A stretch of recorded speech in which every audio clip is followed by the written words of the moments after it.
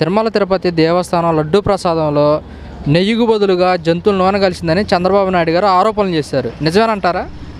నిజమని ఎట్లా అంటామండి, అది చాలా తప్పు. అది రాజకీయ ద్వేషంగా మాట్లాడుకోవడమే కానీ వాస్తవాలు అందుట్లో పనిచేసిన ఈవోలే చెబుతున్నారు కదా బాబు. అట్లాంటిది ఏం లేదని అది సెలక్షన్ అయ్యి వస్తుందంటగా 3 నెలలకు ఒకసారి, అదే చెబుతున్నారు.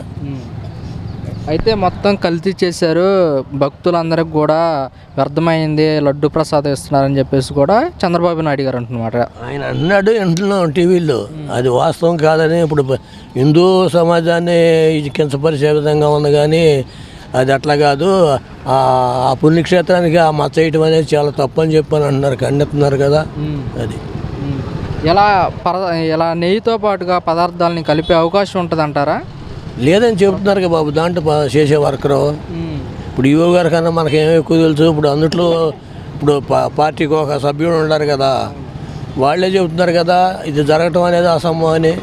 ఇప్పుడు ఎప్పుడో 2 నెలల నాటికి ఆయనకి తెలిస్తే ఇవాళ దాన్ని అనౌన్స్మెంట్ చేయటం ఏంటి? అందుట్లో ఆడ సభ్యులు ఉన్నారు, ఆ గవర్నమెంట్ వచ్చినాకే సభ్యులను ఎన్నుకున్నారు. మరి అదంతా తప్పుడు మా విధానం కదా, అటు మాట్లాడతాం. అది అంటే పవిత్రమైన దేవస్థానంపై ఇలా మాట్లాడటం ఎంతటి కరెక్ట్ అంటారు? కాదనే చెప్పేది. అది నేను ఇందాక చెప్పేది, హిందువుల మనోభావాలు దెబ్బతీసే విధంగా ఉన్నాయని చెప్పి పుణ్యక్షేత్రానికి ఆ మచ్చ వేయటం అనేది తప్పు కదా. ఏదైనా జరిగి ఉంటే నీకు 2 నెలల క్రితం జరిగింది, నువ్వు అప్పుడే చేయాలి, నువ్వు అప్పుడే చెప్పాలి. అది అంటే రాజకీయ లబ్ధి కోసం ఇలా చేస్తున్నారంటారా?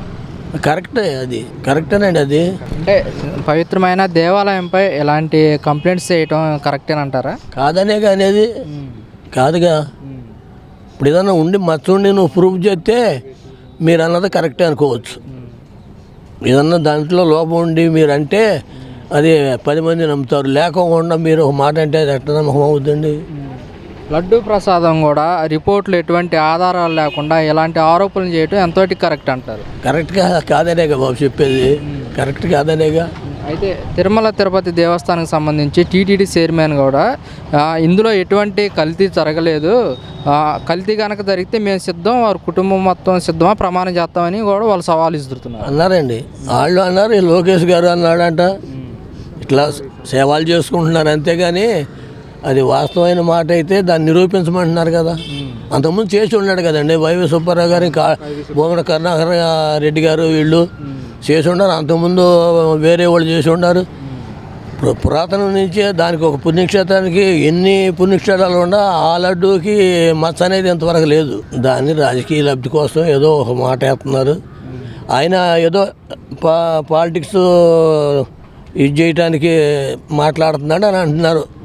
అది జగన్ గారు కూడా చెప్తున్నారు, మా ప్రభుత్వంలో ఎటువంటి అవినీతి జరగలేదు, మేము మొత్తం మంచిగానే చూసాము, 3 నెలలకు ఒకసారి కూడా కంటైనర్లతో అంటే అక్కడికి వచ్చి వెళ్తాయి కానీ ఇలాంటిది ఎప్పుడు జరగలేదని చెప్పేసి కూడా చెప్తున్నారు. కరెక్టేనండి, ఎప్పుడు రాలేదుగా. ఆయన 5 సంవత్సరాల్లో మరి ఆ విధమైన అభియోగం రాలేదుగా.